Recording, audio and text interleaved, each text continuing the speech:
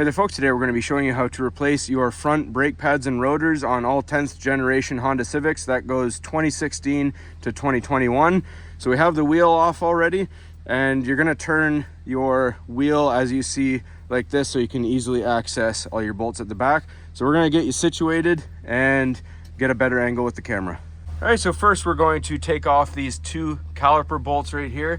They are 12 millimeter. We're going to use a breaker bar followed by a ratchet.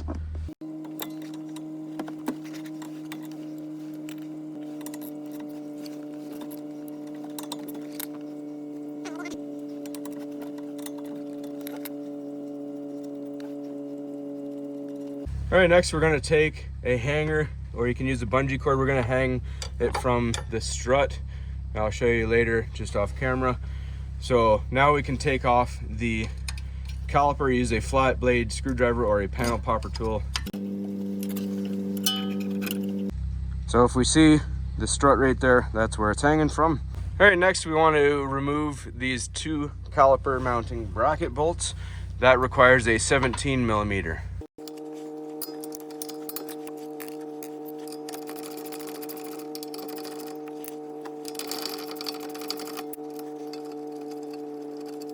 All right, your pads will come off with the bracket. All right, next we got to get this Phillips head screw off to get the rotor off. We're going to use some penetrating fluid. Just spray it on there, let it soak for a minute. All right, now we're going to use an impact screwdriver. These are fairly affordable. If you don't have one, you can use a strikeable screwdriver.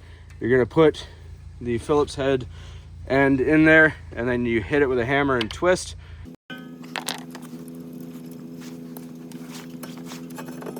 And off it comes. Now this hub is in good condition. If you have any surface rust on the mating surface, go ahead and clean that up, but we're good to go put the new ones on. All right, so I got our new rotors here. When you have new rotors, they are coated with oil, so we're just going to use some parts cleaner to clean it up. Brake cleaner is okay as well.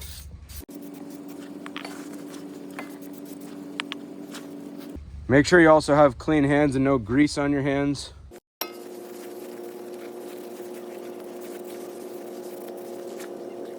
Then we're going to line the hole back up. You have your tapered hole right here.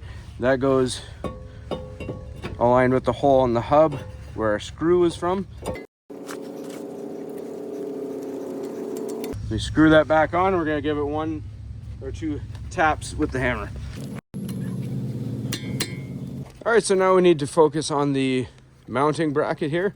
We're going to take both our pads, squeeze them, and take them out. Then we take our hardware clips.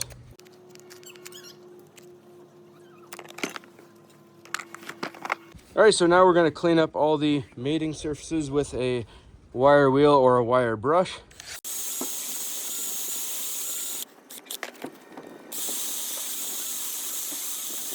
Next, we're going to take out one slider pin at a time because they're different, and we're going to clean them. So just pinch the rubber boot there.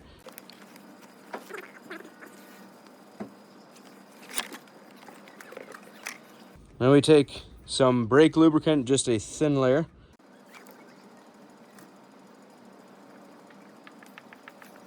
Put that one back in and do the same for the other one. And you want to make sure that this moves in and out. And when I said these are different, you'll see the other one didn't have this plastic ring on it. This one does. So that's why we do one at a time to make sure we don't put them backwards.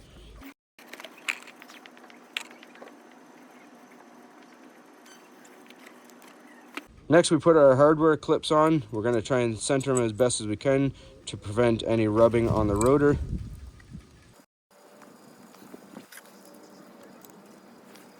Then we put a little tiny dab of brake lubricant on each one, and we're going to smear it on the mating surface.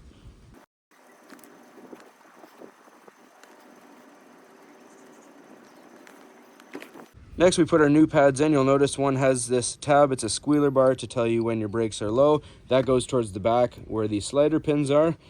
So we're going to set them in before we put everything together.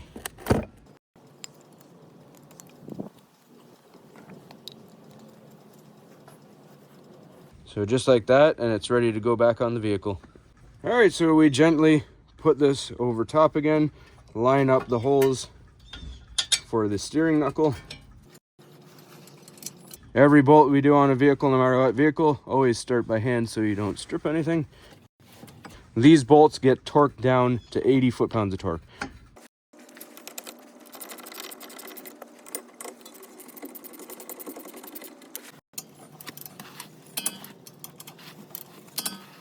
All right, one other quick thing to mention, if you see there's two holes right here and here on both the inner and outer pads, there's usually V-shaped clips that you put on them. It didn't have it on the vehicle when we took it apart, as you saw, and these new pads did not come with that, but if yours does, put those on the same way that you took those off. Now we got to compress the piston back into the caliper so it can accommodate the space of the brand new pads. There's a couple options. I like using a brake pad spreader tool like this. If you can't afford one or you don't have one, a C-clamp with a pad up against the piston works just fine.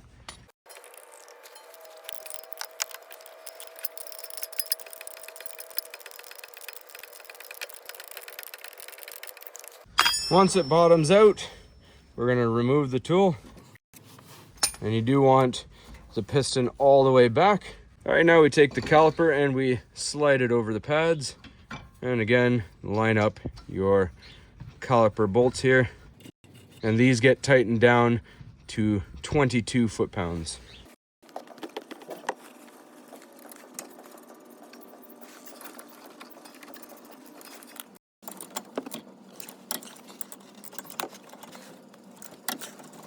All right, so just double check that you have everything. You took your hanger off the strut there. We've torqued everything, greased everything up. It's got all brand new pads.